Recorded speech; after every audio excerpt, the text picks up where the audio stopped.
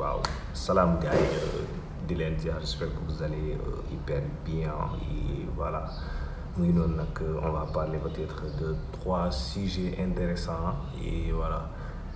il s'agit d'un premier point, Ismaël avec Tottenham. Voilà, nous avons une énorme difficulté. Et voilà, bon, gis naa nag tey offre ne Paris soxla na ko Bayern ak Real pour 50 millions. Gars yi mun na ko Pape Matar mbenn mi ca kon des fois gars yi moom il donne de très fausses informations. C'est bien possible mais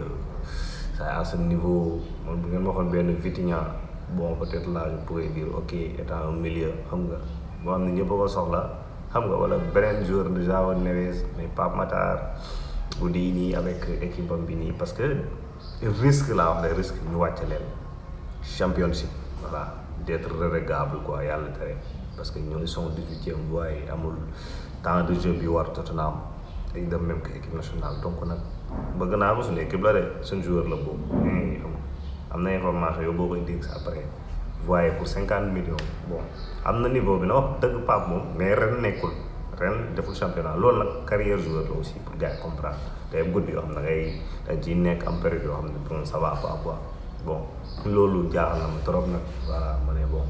attends je vais vous la partager parce que Tottenham moom gis ngeen ko parce que samedi Brighton la am semaine passée gis ngeen ko Sunderland David Jara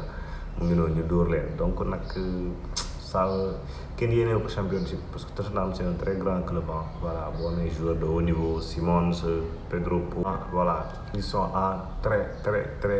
xam nga énorme difficulté pour instant bi fa la Tottenham nekk mu ngi noonu na c'est dommage pour eux et voilà j'espère que la situation va changer ou bien s'améliorer de Ismaïla Sarr. On va parler de notre joueur bien sûr aussi un autre Sarr Ismaïla Sarr et voilà mu ngi noonu ñoom mi nga xam ne nii nag démb ils ont battu voilà dañ leen dóor sax 2-1 mais le match retour moo permettre ñu ñu comptabiliser xam nga un score gagnant bon Ismaïla Sarr buteur encore auteur de 16 à 17 buts 16 buts plus précisément j'espère que loolu la da am na 7 buts en UEFA Conference League donc peut-être yeneen 10 yi peut-être majorité championnat ak xam nga am na Community Shield yeneen compétition yi nga xam ne ni ñuy foofu noonu xam nga ay voilà Community Shield am na FA Cup voilà Carabao Cup yooyu noonu quoi boo ko comptabiliser en tout donc peut-être 16 à 17 bi muy lu baax un niveau bi nga xam ne ni gën nañ ko gis mu retrouver sa forme actuelle c'est bien avec l'arrivée de la Coupe du Monde ça peut nous donner quelque chose vous voyez donc nag c'est très bien même gis nañ ko tam ci trêve internationale yi contre Péruvien et buteur donc ça fait du bien moom nee naa leen moom man je peux dire que c'est le pilier aussi l'un des piliers vétérans de l'équipe nationale de même que surtout côté attaque bi parce que Sadio Mané gis ngeen malgré bon ses capacités en club avec Al Nassr mais je pense que même si jamais Sadio dem après la Coupe du Monde soi-disant après la Coupe du Monde je pense que Ismaïla mooy ki war a nekk le tenant peut-être voilà le vétéran peut-être parce que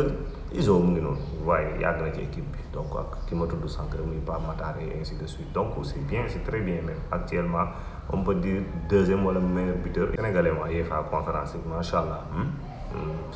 comme je l'ai dit Ismaïla Sarr inscrit sa place qualifié na moom de Shakhtar Donetsk lay am voilà en demi-finale Rayo Vallecano qualifié na aussi vous voyez ça fait du bien et moom aussi ak Nobel Mendy partie 6 Nobel sont qualifiés aussi donc ça fait du bien et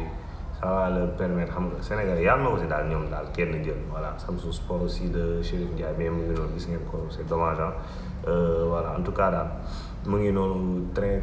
intéressant Ismaïla Sarr en feu et c'est bien de continuer sur cette lancée ak beneen nouvelle aussi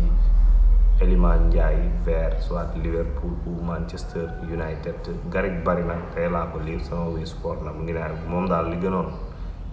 Everton benn ko jaay parce que situation yi nekk ni joueur bu mel ni moom xam nga c'est rare et voilà ñu fexe daal neexal ko le maximum te nee na sax moom gëm na ni Iliman dem parce que il se sent à l'aise ci club bi xam nga il est confiant xam nga ma Iliman daay free ci club bi bu ngeen ko gisee traversé but bu dugalee xam nga peut-être fierté bu muy wane ni am na envie quoi jouer ci club bi mais bon est-ce que loolu dal na ñun suñu xel xam nga moom intérêt la Gareth Barry ancien joueur Everton la mu ngi noonu nag donc moom li dal xelam lay wax mais ñu dañoo soxla un joueur peut-être il est compétiteur sax Elimane mais qui gagne quelque chose de trophée parce que championnat qu'importe muy championnat Ligue des champions coupe du monde but final objectif final mooy lan gagner un titre donc nag loolu la ñuy xaar loolu leen bëgg avec Everton parce que loolu dafay bokk ci palmarès joueur xam nga lui permettant peut-être mun a am yenn privilège xam nga voilà et dans sa carrière footballistique donc Everton mu ngi doon en fait Manchester surtout soxla nañ ko trop parce que bientôt voilà vous savez soxla nañ ko daal Man U moom man c'est mon club donc nag mooy Liverpool ñëpp xam ngeen ne Salah bientôt dina dem donc imagine ñoom benn Iliman Ndiaye xam nga voilà ça va leur faire du bien et je pense que Iliman moom wax dëgg fa yàlla saa yi ñun liñ jor sax xamuñu ko bon peut-être nag il leur faut quoi peut-être comme loolu da ciy baax ci club muy Barça peut-être difficulté boobu la si ngeen Barça bu fooy Yamal nekkee day soxla benn Rafinha xam nga xam ne nii dina mën a am benn combinaison synthèse de jeu entre ñoom ñaar Elimane je pense que loolu moo ko manqué fële nga xam mooy Everton peut-être amoon na benn Grealish voilà bi nga xam ne nii bon gëj nañ ko gis nag mu ngi noonu bon dafay baax quoi ce duo de jeu xam malgré il se débrouille à faire peut-être des football spectaculaires mais mu ngi benn Neymar rek Messi Barça gis ngeen ni ñu doon voilà bëgg a rey gars yi vous voyez donc loolu da ciy baax mais nag je vais le voir à Manchester sama club de cœur qu'est-ce que vous en pensez dans les commentaires ngeen wax ma bu leen fàtte like abonné ngeen doole ba max ngeen partager aimer abonné surtout ay ma doole merci